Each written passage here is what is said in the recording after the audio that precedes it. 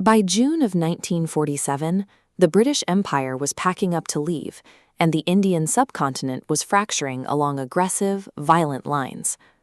Caught in the middle of this geographic surgery was a district called Sylhet. It was entirely trapped within the borders of the northeastern province of Assam. The conflict came down to demographics. Looking at the data, the surrounding province of Assam held a heavy Hindu majority, leaning toward India. But Sylhet itself contained a dense, overwhelming Muslim majority that wanted to join the proposed state of Pakistan. A public referendum was called. To win that vote, the Muslim League needed to out-organize the deeply entrenched Indian National Congress. The League had political theory and elite lawyers, but they lacked the raw, street-level populist energy to mobilize a rural district.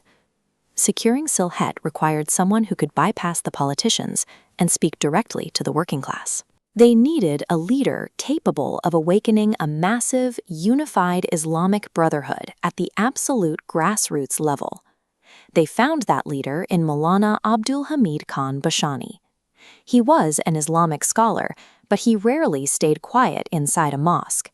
He spent his life in the mud, organizing protests on the front lines. Bhashani formed a strategic partnership with another prominent cleric, Maulana Zafar Ahmed Usmani. Together, they took command of the Sylhet campaign. Instead of holding closed-door meetings, they took to the streets. They marched through villages, raised crescent flags, and engineered an immense, highly visible Islamic mobilization. Their ground game worked. Against the massive political machinery of the Congress Party, Bhashani and Usmani secured a decisive victory, and the people of Sylhet officially voted to join Pakistan. This victory triggered a geopolitical shockwave. Millions packed into trains and crossed newly drawn borders in one of the largest human migrations in history. A devout religious scholar had just orchestrated a massive, bare-knuckle political triumph. To understand how he pulled that off, we have to look at exactly where his fire was forged. Decades earlier, Bhashani studied here, at Darul Uloom Deoband, one of the most prestigious Islamic seminaries in the world. The teachers at Deoband did not teach submission. They instilled a fierce, uncompromising philosophy of anti-imperialism and active resistance against British colonial rule. For Bhashani, religious devotion required physical action. Praying for relief was insufficient. His interpretation of faith meant physically standing up and fighting back against active oppression. The seminary produced a revolutionary whose specific theology demanded lifelong political combat. By 1919, he had thrown himself into the anti-British Khilafat movement, taking his fight directly to the imperial authorities. That activism carried heavy physical consequences.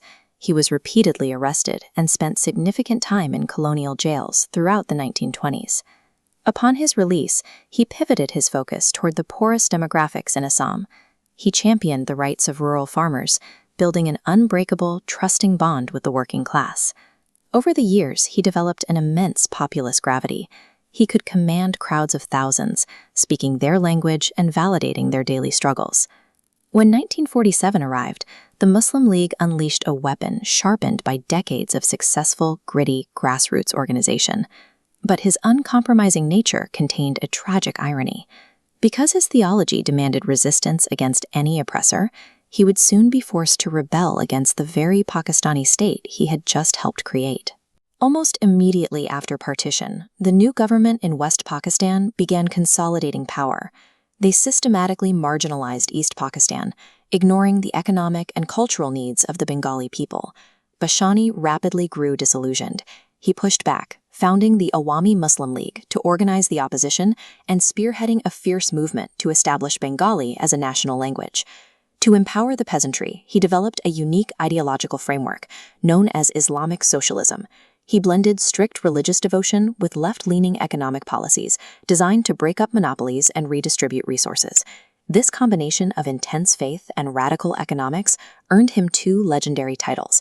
The people called him Muslim Jananeta, the leader of the oppressed. His critics called him the Red Maulana. When his own political allies began compromising with the establishment, he broke away to form the National Awami Party. He even boycotted national elections, refusing to legitimize a rigged system. His ultimate loyalty was never tied to a specific flag, a set border, or a political party. He answered strictly to the oppressed, making him a perpetual, uncontainable force of opposition. By 1970, he was openly calling for East Pakistan's independence. The ensuing fight was brutal, but it ultimately resulted in the violent birth of a new nation, Bangladesh. His influence extended deep into the liberation movement, including launching massive campaigns to free allied revolutionary leaders like Sheikh Mujibur Rahman from prison. Even the creation of an independent Bangladesh didn't stop him. In 1976, well into his 90s, he identified a new threat. India's Farakka barrage was choking off the water supply to Bangladeshi rivers. To fight it, he organized the Farakka Wall March. He personally led hundreds of thousands of people on a grueling 100-kilometer trek to the border to demand their water rights. Over a century of life, Maulana Bhashani proved to history that the highest form of religious devotion isn't found in silent prayer. It's found in a lifetime spent in the muddy, dangerous trenches, fighting relentlessly for the marginalized.